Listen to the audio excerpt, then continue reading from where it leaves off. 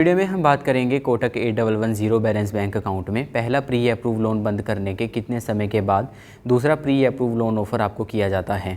तो कल हमने कोटक महिंद्रा बैंक से एक pre approve personal loan offer को अवेल किया था।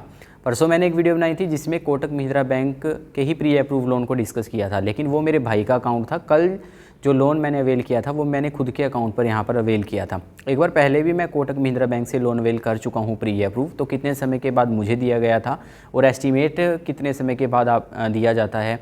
देखिए, इस वीडियो का मकसद पूरा अंदाज 100% कन्फर्म मैं आपको नहीं बता पाऊँगा, क्योंकि ये बैंक की अपनी पॉलिसीज़ पर भी डिपेंड करता है, लेकिन इससे सिर्फ आपको एक अंदाज़ा लग जाएगा। और जो मेरे साथ हुआ है वो मैं आपको यहाँ पर पूरा बता देता हूँ।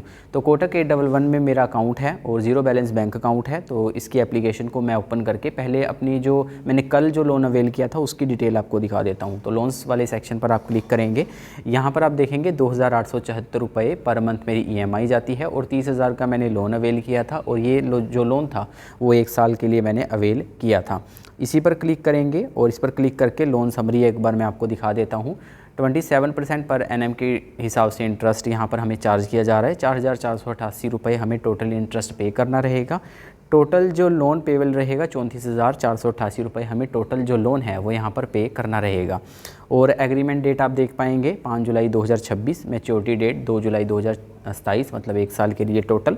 बैक चलेंगे, बैक चलने के बाद अब मैं पुराना लोन आपको दिखा देता हूँ। पुराना लोन मैंने कब यहाँ पर बंद किया था। क्लोज लोन पर जाएंगे, यहाँ पर आप देखेंगे 40,000 रुपये का जो लोन था मैंने 4 साल पहले अवेल किया था और 2 साल पहले इस लोन को मैंने बंद किया था। तो ये जो लोन ऑफ़र मुझे दिया गया है 2 साल के बाद दिया गया है, लेकिन इसके कारण है कि क्योंकि मेरे पिछले 2 साल में यहाँ पर लोन भी काफ़ी एक्टिव रहे थे, क्रेडिट कार्ड थे, यूटिलाइजेशन थे, तो उस हिसाब से यहाँ पर आपको लोन ऑफ़र यहाँ पर दिया जाता है। लेकिन अगर एक एस्टीमेट की बात करें तो एक एस्टीमेट अगर मतलब मैं अपने भाई के बारे में बताऊं तो मेरे भाई को यहाँ पर 10,000 रुपये के लोन के बाद यहाँ पर जो 30,000 का जो लोन था वो मिला था, 35,000 का सॉरी, और उन्हें 3 महीने के बाद यहाँ पर जो दूसरा लोन है वो यहाँ पर मिला था।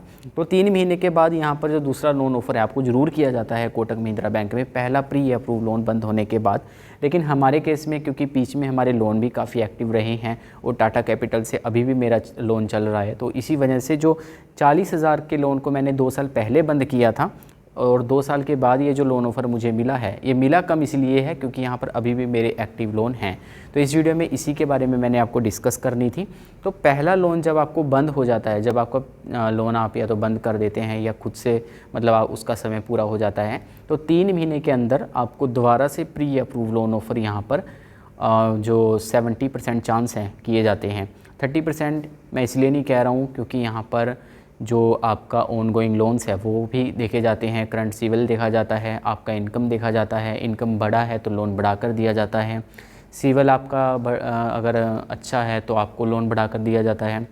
जैसे हमारा सिविल तो ठीक है, पेमेंट भी हमारी ठीक है, लेकिन अभी यहाँ पर ऑनगोइंग लोन हमारे चल रहे हैं, तो इस हिसाब से जो लोन ऑफ़र है हमें यहाँ पर कम दिया गया है। तो बस यही था इस वीडियो में, यही आपको बताना था।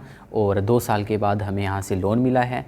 बाकी अगर बंद कर देते हैं आप तो चांस है कि 3 महीने के अंदर आपको जो दूसरा लोन है वो यहाँ से मिल जाए।